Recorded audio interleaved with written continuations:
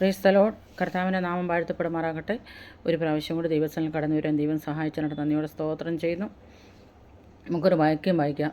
മത്തായിയുടെ സുവിശേഷം 6-ാം അധ്യായം 6-ാം വാക്യം. നീയോ പ്രാർത്ഥിക്കുമ്പോൾ അറയിൽ കടന്ന് വാതിലടച്ചു രഹസ്യത്തിലുള്ള നിൻ്റെ പിതാവിനോട് പ്രാർത്ഥിക്കുക. രഹസ്യത്തിൽ കാണുന്ന നിൻ്റെ പിതാവ് നിനക്ക് പ്രതിഫലം തരും. എന്നിട്ട് കർത്താവ് പറയുന്നത്, നമ്മൾ പ്രാർത്ഥിക്കാൻ പോകുമ്പോൾ അറയിൽ കടന്ന് വാതിലടയ്ക്കണമെന്ന്.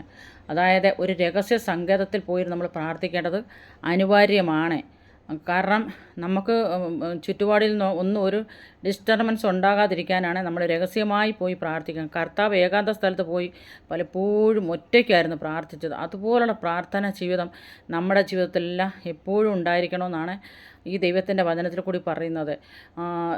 ദൈവം ഏകാന്ത സ്ഥലത്ത് കടന്നുപോയി പ്രാർത്ഥിച്ചതുപോലെ നാളുകൾ നമ്മുടെ വിഷയങ്ങളെ ദൈവസ്ഥലിൽ വെച്ച് ഏകാന്ത സ്ഥലത്ത് പോയിരുന്ന് പ്രാർത്ഥിച്ച് രഹസ്യമായി പ്രാർത്ഥിക്കുകയാണെങ്കിൽ ആ വിഷയത്തിന്മേൽ ദൈവം നമുക്കൊരു വിടുതൽ നൽകും.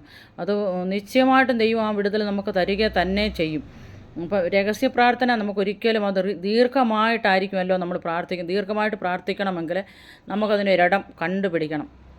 ഒന്നെങ്കിൽ നമ്മൾ ഒരു മുറിക്ക് ഉള്ളിൽ പോയി നമ്മളും ദൈവമായിട്ട് മാത്രം അതൊരു കണക്ഷനുള്ള സമയമാണ് രഹസ്യ പ്രാർത്ഥന എന്ന് പറയുന്നത്. പരസ്യമായി പ്രാർത്ഥിക്കുന്നതും രഹസ്യമായി പ്രാർത്ഥിക്കുന്നതൊക്കെ ഒത്തിരി വ്യത്യാസമുണ്ട്.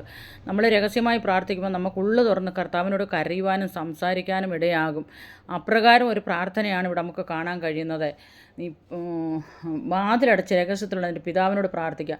രഹസ്യത്തിൽ കാണുന്ന നിൻ്റെ പിതാവ് നിനക്ക് പ്രതിഫലം തരും. അപ്പോൾ രഹസ്യത്തിൽ നമ്മൾ പ്രാർത്ഥിക്കുമ്പോൾ നമ്മുടെ ഉള്ളു തുറന്ന് കരഞ്ഞു പ്രാർത്ഥിക്കുമ്പോൾ ദൈവം നമ്മുടെ പ്രാർത്ഥനയ്ക്ക് മറുപടി തരുമെന്നാണ് ഈ ദൈവത്തിൻ്റെ വചനത്തിൽ നമ്മൾ വായിച്ചത്. ദൈവാത്മാവിൻ്റെ പ്രവൃത്തി നമ്മുടെ ജീവിതത്തിൽ വെളിപ്പെടുമെന്നാണ് ഈ വചനത്തിൽ കൂടെ നമുക്ക് മനസ്സിലാക്കാൻ കഴിയുന്നത്.